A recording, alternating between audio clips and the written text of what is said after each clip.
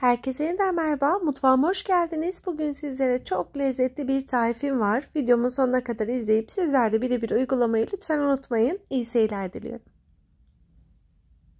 Uygun bir yoğurma kabının içerisine 1 su bardağı süt alıyorum. Sütün hemen üzerine 4 yemek kaşığı sıvı yağ gezdiriyorum. 1 tatlı kaşığı şeker.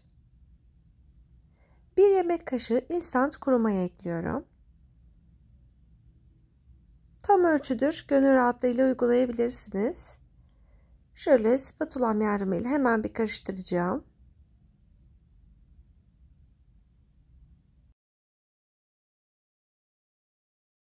Hiç beklemeden un ilavesini yapmaya başlıyorum. Kontrollü bir şekilde un ekleyerek hamurumu yoğuracağım.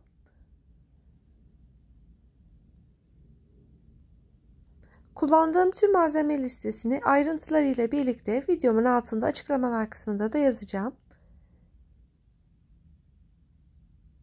Şöyle biraz spatula yardımıyla toparladıktan sonra kalan unumu da hemen dökeceğim.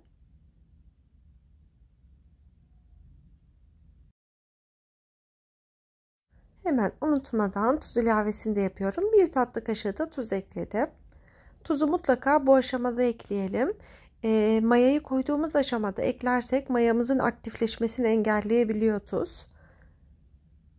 Elimle yoğurma aşamasına gelinceye kadar bu şekilde çeviriyorum.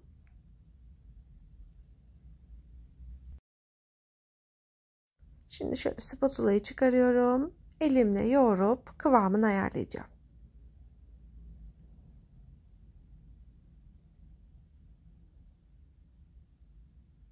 Şu anda ele yapışan bir hamur.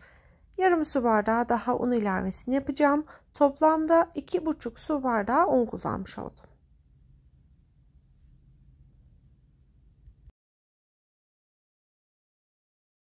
Hamuru yoğururken çok sert bir hamur elde etmeyelim. O zaman sonucumuz da sert ve güzel olmayacaktır. Böyle yumuşacık, kulak memesi kıvamında bir hamur elde ettikten sonra aynı yoğurmuş olduğum kabın içerisine alıyorum. Ve üzerini bir streç filmle kapatıp yarım saat bekletiyorum. Yarım saat bekledikten sonra hamurumu şöyle hemen açacağım streç filmi.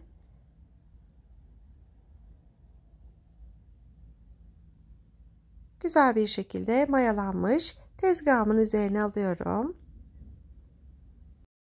Mayalanan hamuru tam ortadan 2 parçaya ayırıyorum. Bugün çok lezzetli, büyük küçük herkes tarafından çok sevilen tereyağlı, sarımsaklı ekmekler hazırlıyoruz.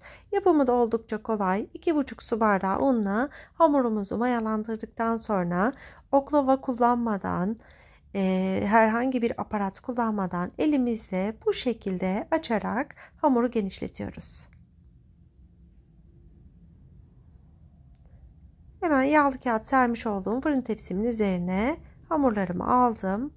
Böyle bir kesme aparatıyla dilimlerini ayırıyorum. Herhangi bir bıçak yardımıyla da yapabilirsiniz tabii ki. Tepsinin tabanına değecek kadar dilimlerini ayırıyorum. Tamamen altına değdirerek dilim dilim ayıralım. Piştiği zaman bu şekilde porsiyonlarını ayırmamız çok daha kolay olacak. Videomun sonunda da sizlerle paylaşacağım. Dilimleme işlemini tamamladıktan sonra üzerine bir bez yardımıyla kapatıyorum. 15 dakika tepsi mayası olmasını sağlıyorum. Ben bu arada üzerine kullanacağım sarımsaklı sosunu hazırlayacağım. 1 dolu yemek kaşığı oda ısısında bulunan tereyağı aldım. Üzerine 2 yemek kaşığı sıvı yağ gezdiriyorum.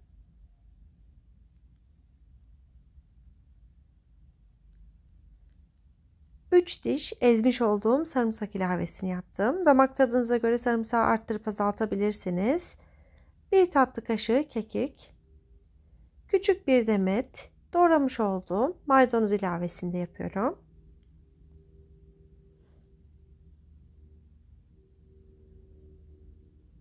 Karıştıracağım ve üzerinde kullanacağımız sarımsaklı yağlı sosumuz hazırlanmış oluyor.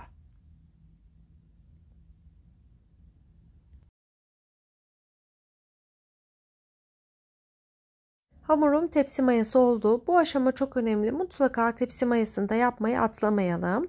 Hazırlamış olduğum sarımsaklı, maydanozlu, yağlı sosumu ekmeklerimin üzerine sürüyorum.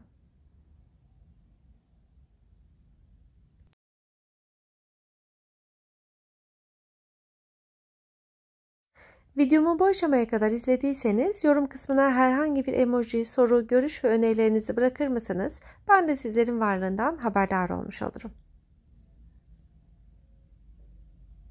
Hızlı bir şekilde sarımsaklı ekmeklerimi hazırlamaya devam ediyorum.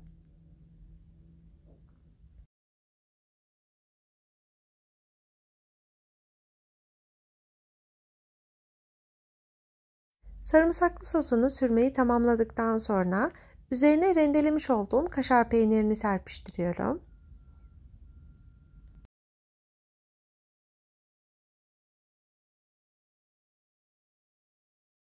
Şimdiye kadar bu ekmeği deneyen herkes ısrarla tarifini istedi. Tam ölçüdür. Bütün püf noktalarıyla anlatmaya çalışıyorum. Gönül rahatlığıyla uygulayabileceğiniz tariflerimden birisi. Halka halka doğramış olduğum domatesi ekliyorum. Hem lezzet veriyor hem de görselliği bu şekilde çok güzel oluyor.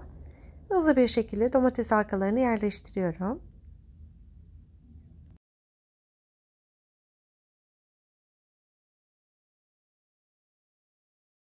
180 derece alt üst ayarlı fırında pişireceğim. Fırınımı şu anda hazırladım. Isınırken yine 5 dakika tepsi mayası olmaya devam ediyor. Tepsi mayası gerçekten çok önemli. Aman atlamayın. Bu şekilde mayalı hamurlarınızda bekleme süresi ve tepsi mayası nasıl güzel olursa sonuçta sizi o kadar memnun eder. Şimdi ısınmış olan fırınıma gönderiyorum. Son 10-15 dakika kala çıkardım. Şu anda pişmeye devam edecek. Domateslerin üzerine çok az rendelemiş olduğum kaşar peyniri gezdiriyorum. Ve tekrar fırınıma geri gönderiyorum. İşte sarımsaklı ekmeklerim hazırlandı. Şu anda muhteşem bir kokusu var. Sıcacık sarımsaklı ekmekler hazır.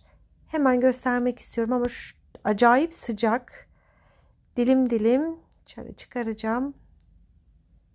Ama çok da dokunmam mümkün olmuyor. Çok sıcak.